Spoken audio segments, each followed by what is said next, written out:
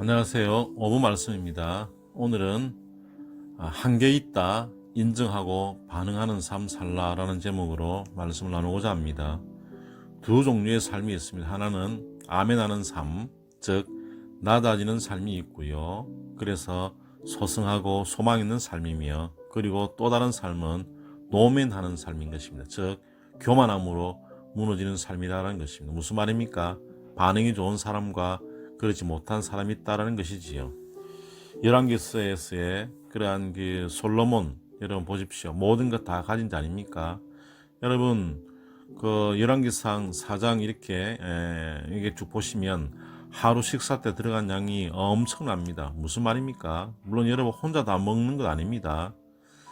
그만큼 여러분 주위에 사람 많다라는 것입니다. 뭐든 풍족함이 있다는 것입니다. 그런데 그에게 결정적 모자람이 있었던 것입니다. 즉 세상 다 가진 자였지만 딱 한 가지 모자랐던 것입니다. 바로 그게 무엇이냐면 바로 레바논의 백향목이라는 것입니다. 성전 지을 나무가 없다라는 것이었습니다. 백향목, 솔로몬에게 결정적인 결핍이었습니다. 한계인 것입니다. 하지만 솔로몬은 다른 방법 쓰지 않았습니다. 그냥 두로왕 히람에게 손 내밀었습니다. 나 나무 없습니다. 나무 좀 주이소. 그렇게 한계를 인정한 것입니다. 해서 나무 받아서 성전 잘 지었습니다. 하나님 영광됨의 삶을 이뤘던 것이지요.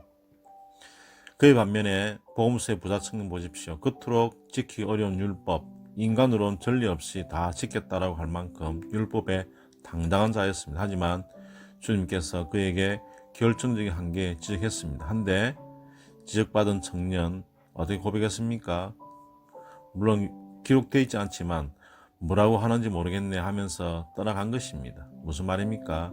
한계 인정하지 않는 삶, 좋은 반응 없는 삶, 재물과 함께 무너지는 삶, 그렇게 살아가는 것입니다.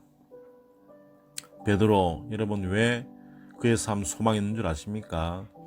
주님 3번 부인할 만큼 찌질한 삶이었지만 언제나 엎드리는 삶이었기 때문입니다. 처음 부르심에도 엎드렸고 마지막 부르심에도 엎드리고 또 엎드리고 한계 인정하는 삶, 그래서 그의 삶 소망 있는 삶인 것입니다. 구약의 이스라엘의 무너진 왕들의 삶을 보십시오. 그들의 공통점이 무엇입니까? 하나같이 한계 지적할 때에 머리 빳빳 들고 한계 인정하지 않는 삶, 오히려 거짓과 독설로 일관했던 삶이었습니다. 그러니 무너지고 깨지는 망한 삶이 된 것입니다. 사랑하는 하나님의 사람들이요, 우리 한계 있는 삶입니다. 인정해야 할 것입니다. 그래야 소망 있고 희망이 있습니다. 우리 하나님 우리를 그렇게 만드셨어요. 왜 그렇습니까? 결정적인 약함, 한계로 하나님 붙들라고 말입니다. 배우십시오. 아이 낳지 못해 대성통곡한 한나 보면 우리는 배워야 할 것입니다. 깨달아야 할 것입니다. 대성통곡, 이는 무슨 말입니까?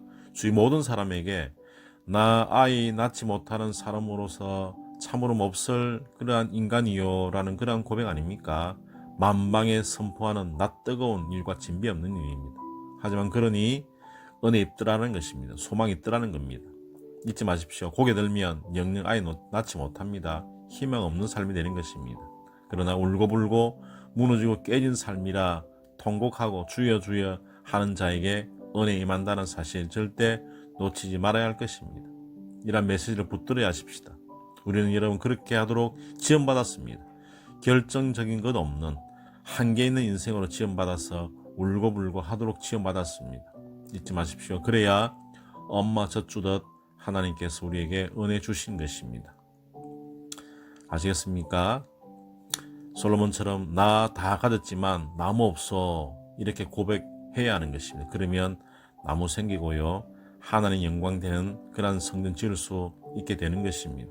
하나님 은혜 누릴 수 있다는 것입니다. 오늘은 여기까지입니다. 성령 하나로 되세요. 감사합니다. 할렐루야.